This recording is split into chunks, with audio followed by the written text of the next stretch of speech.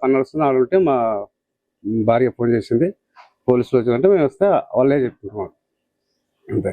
అంటే నరసింహలో అప్పుడు పోలీసులు వచ్చినప్పుడు ఇక్కడే ఉన్నా తీసుకెళ్ళినా తాళాలు వేసిండు అంతే. అంటే ఇక్కడ నరసింహలో లేకుండా నరసింహలో వెళ్ళిపోయిన తర్వాత వచ్చి పోలీసులు ఇక్కడ వచ్చినప్పుడు పోలీసులు ఏమన్నారు సార్? మధ్యాహ్నం వచ్చిండ్రు అనుకుంటా వాళ్ళు 2 గంటలకు 3 గంటలకు వచ్చింది పోలీసులు అంతా. అప్పుడైతే లేడు ఆయన. అంటే అతనితో పాటు ఒక చిన్న పాప వచ్చింది, ఆమెతో పాటు శోభన్ తీసుకొచ్చింది అన్న విషయం మీకు తెలుసా? ఆమె ఏమైనా చూసారా? నేను చూడలేదు సార్, మా ఆమె చూసింది. ఇద్దరు పైన పోయినంట అంతే, నేనైతే చూడలేదు. ఆమె ఎట్లా కూడా చూడలేదు ఇంతవరకు. అంటే గత ఎన్ని రోజుల నుంచి ఇక్కడ రెండుకి వచ్చిండు, ఎన్ని రోజుల నుంచి ఉన్నాడు మీకు? ఏమన్నా 3 నెలలు అవుతున్నాం సార్, 3-4 నెలలు అంతే. అంటే ఎప్పుడైనా మీతో మాట్లాడినప్పుడు ఎలా ఉండే మాట్లాడినా ఆయన కూడా మాట్లాడకుండా వస్తుండే, బండి పెడుతుండే, నా బండి ఆడ పెడుతుంటుంది అంతే. పని ఆలోచిస్తున్నాం. అంటే ఆయన టెంట్ హౌస్ లో పని చేస్తున్నాడు అని చెప్తున్నారు, ఇక్కడ నిజమేనా? ఇంకా సార్లు చెప్తేనే అర్థమైంది సార్, ఆయన ఏం పని చేస్తున్నాడు కూడా మేము అడగలేదు ఇంతవరకు అంతే. అంటే గత కొన్ని రోజుల నుంచి అంటే దాదాపు 3 నెలల నుంచి ఉన్నాడు. 3 నెలల నుంచి ఉన్నప్పుడు ఏమైనా అంటే వాళ్ళు ఎవరు తరచు ఎవరైనా ఇక్కడ వచ్చేవారు వాళ్ళ ఇంటికి, ఎవరైనా ఫ్రెండ్స్ కానీ ఇట్లా అవన్నీ ఉండి వచ్చారు నరసింహ దగ్గరికి? వస్తుండే, ఎవరు రాకుండా ఇక్కడ. ఆ తమ్ముడు ఎవరో సేమ్ అట్లే ఉంటుండే, వాళ్ళిద్దరే కనిపించింది, ఎవరు కనిపించలేదా. ఫస్ట్ కిరాయికి వచ్చినప్పుడు వాళ్ళిద్దరు ఆల్మోడ్ వచ్చిందంట, దాని తర్వాత ఆయన మొన్ననే కనిపించిందంట, అది వీళ్ళు చూస్తున్నట్ట అంతే. ఇది ఆ మధ్యలో కూడా ఆమె గిట్ల లేదు, ఒకడే ఉంటుండే. అంటే ఆయన దగ్గర ఏ బండి ఉండే? అంటే పైకి సీజ్ చేసినప్పుడు పోలీసులు సీజ్ చేసినప్పుడు ఎప్పుడు అదే బండి కానీ వేరే కరెక్ట్గా లేదు, అదే బండి, వేరే బండి గిట్ ఏం లేదు. వీరన్నపేట సంబంధించి ప్రస్తుతం మనం స్థానికులతో మాట్లాడుతున్నాము. ఈ పై భాగంలో ఉండే నరసింహ ప్రజెంట్లీ ఎప్పుడు వచ్చేవాడు, అసలు ఈ నరసింహ పిల్ల ఎక్కడ పరిచయం ఉందా అనేది చెప్తున్నారు. అమ్మ చెప్పండి, అంటే మీరు అతను ఎప్పుడైనా చూసిందా? ఏం మాట్లాడుతున్నాయి మామూలుగా?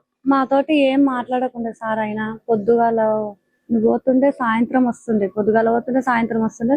మేము కూడా వాడేం అనకుండే కదా అని గప్పుకుంటుంటే వస్తుండే పోతుండే పోతుండే. పెళ్ళాన్ని అయితే తోలుకొచ్చిండే, మళ్ళా మొన్న తోలుకొచ్చిందంట. మేము పొద్దుగాల బల్లకాడిపోతాము, సాయంత్రం వస్తాం. మాకైతే తెలియదు, మళ్ళీ అంత పని మీద చేసినని మాకు ఇంటి ముందు వాళ్ళు చెప్తేనే తెలుసు. అంటే పోలీసులు వచ్చినప్పుడు మీకు చెప్పినా? పోలీసులు వచ్చినప్పుడు మీరు ఉన్నారమ్మా?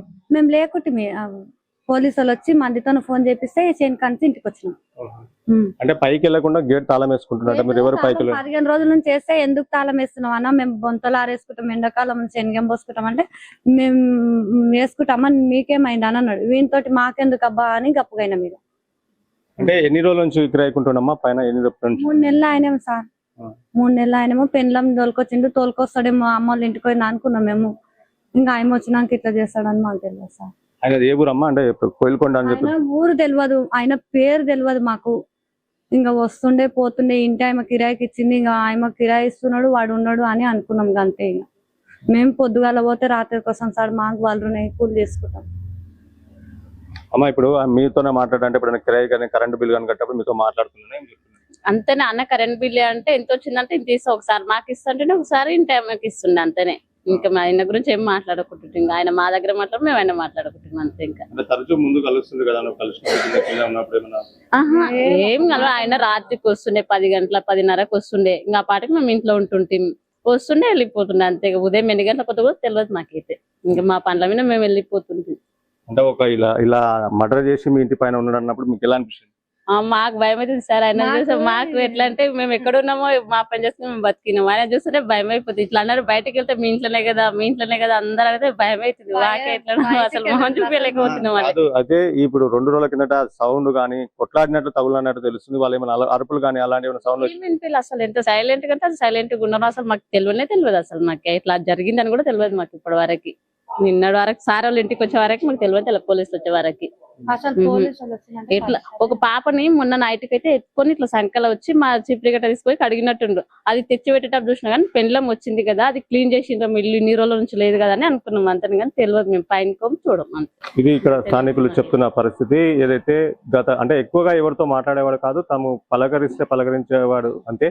వారితో ఎక్కువ మాకు పరిచయం లేదని కూడా ఇక్కడ చెప్తున్నారు. దాదాపు 4 నెలల కిందట ఇక్కడ రూమ్ లో రెండింటారు. గతంలో అయితే చౌరస్తా వద్ద కోయిలకొండ చౌరస్తా వద్ద కిరాయికున్నాడు. తర్వాత అనంతరం ఇక్కడికి ఉన్నట్టు తెలుస్తుంది. ఈ హత్య జరిగినది అని తెలిసిన వ్యక్తి ఇతను ఇక్కడ ఉండడానికి ఒకసారి కూడా స్థానికులు భయపడిపోతున్నారు. తమ దగ్గర ఉండే వ్యక్తి ఇలాంటి ఘాతకానికి పాల్పడినాడన్న సంఘటనతో వాళ్ళు భయాందోళన చెందుతున్నారు. కెమెరా పర్సన్ కిరణ్ కుమార్తో మణిప్రసాద్, సుమన్ టీవీ, మహబూబ్ నగర్.